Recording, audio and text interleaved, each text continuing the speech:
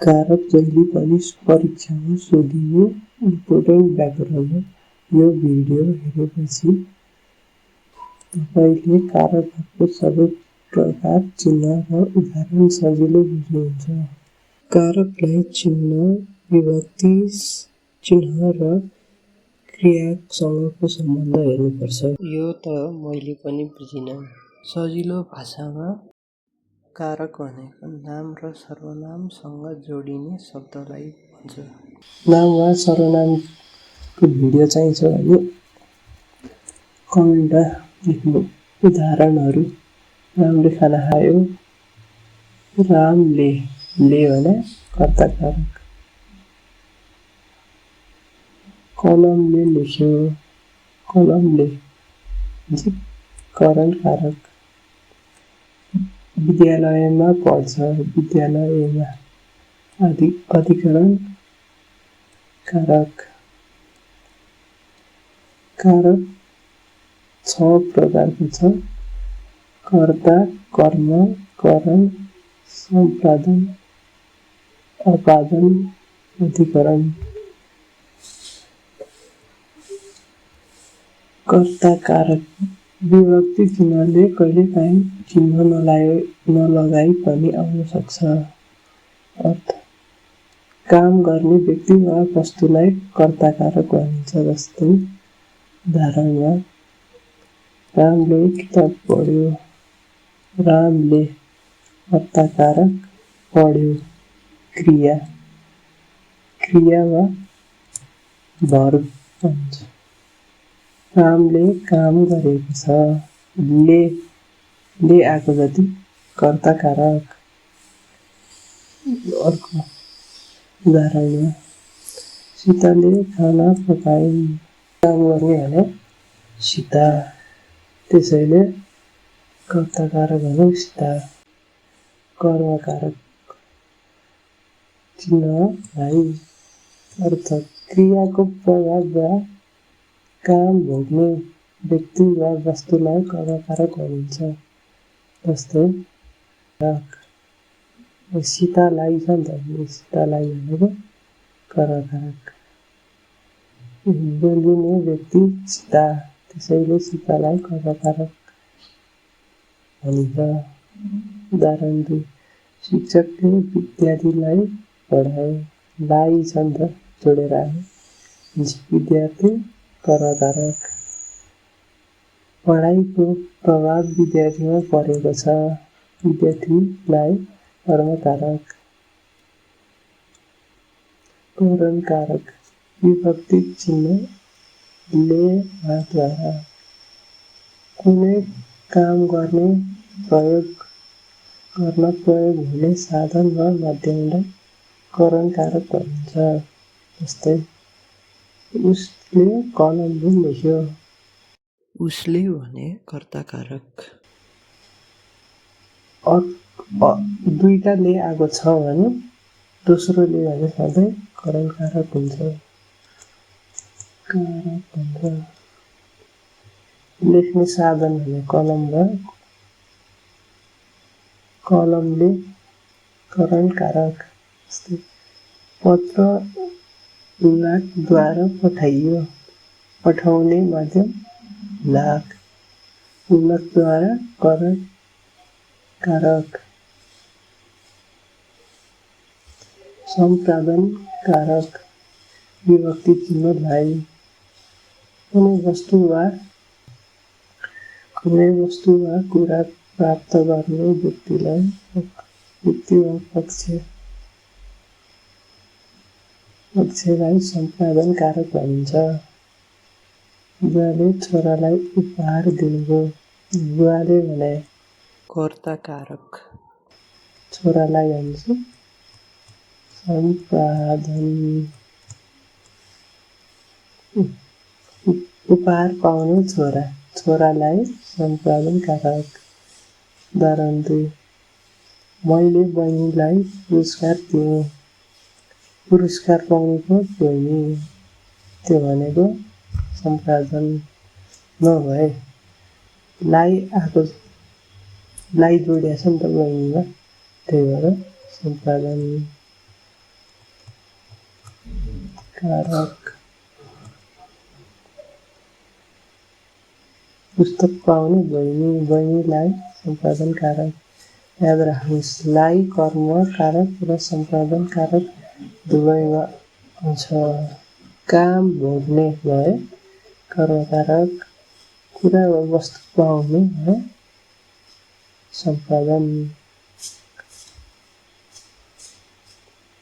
छोरीले जसले रिसिभ गर्छ कुनै कुरा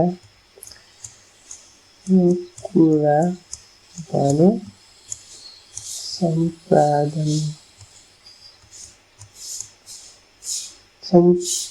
सम्पादन भनेको रिसिभ गर्ने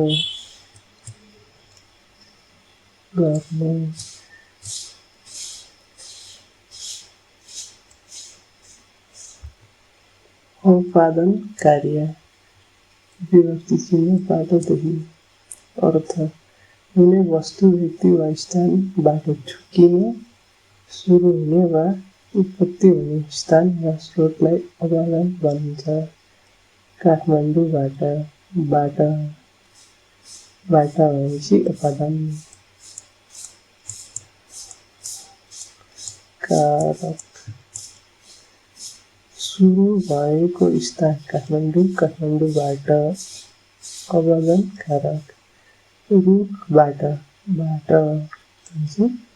कहाँबाट भन्दाखेरि रुखबाट त्यो अपादान कारक पात छुट्टिने स्थान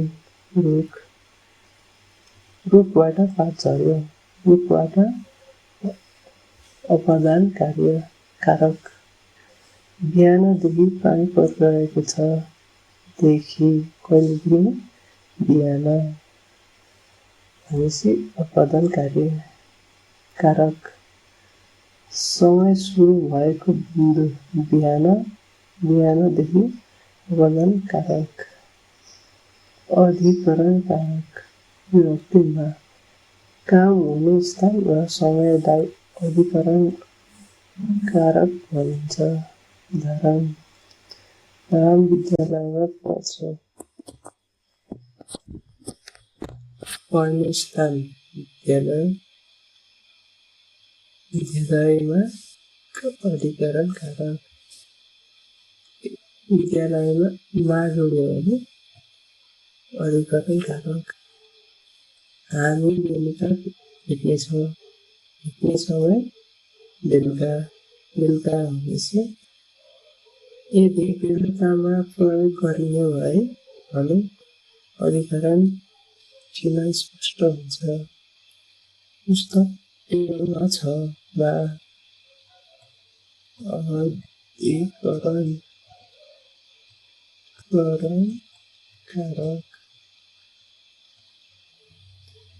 पुस्तक रहेको स्थान टेबलमा अधिकरण अब यसको summary Oh shit, here we go again.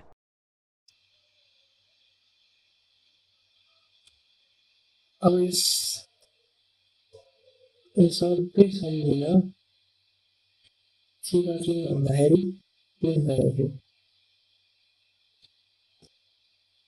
कर्ता कुनै पनि सेन्टेन्समा जस्तै रामले भात खायो भनेपछि कर्ता भयो यदि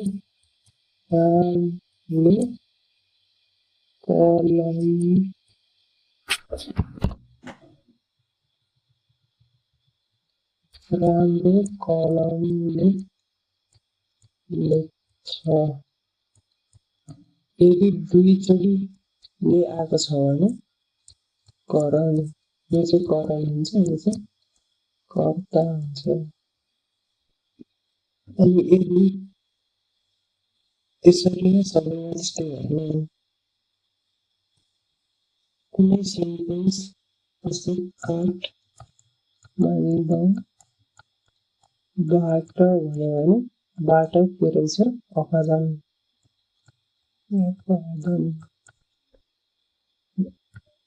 अधिकरण भनेको माझ यसले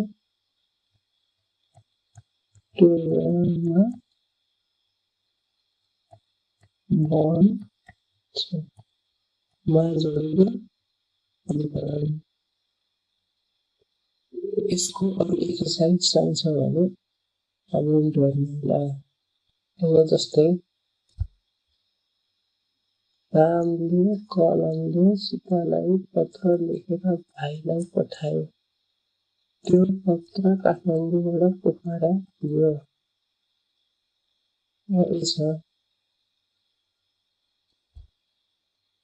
रामले ले भनेपछि कर्ता कर्ता यहाँ कर्ता रहेछ। कलमले यहाँ माथि पनि भनेको दुईचोटि आयो भने करण कारक करण करण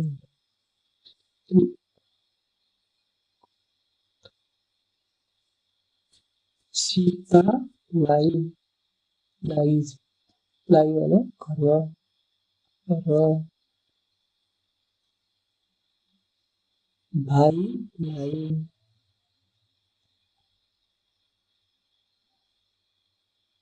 भाइलाई सम्पादन।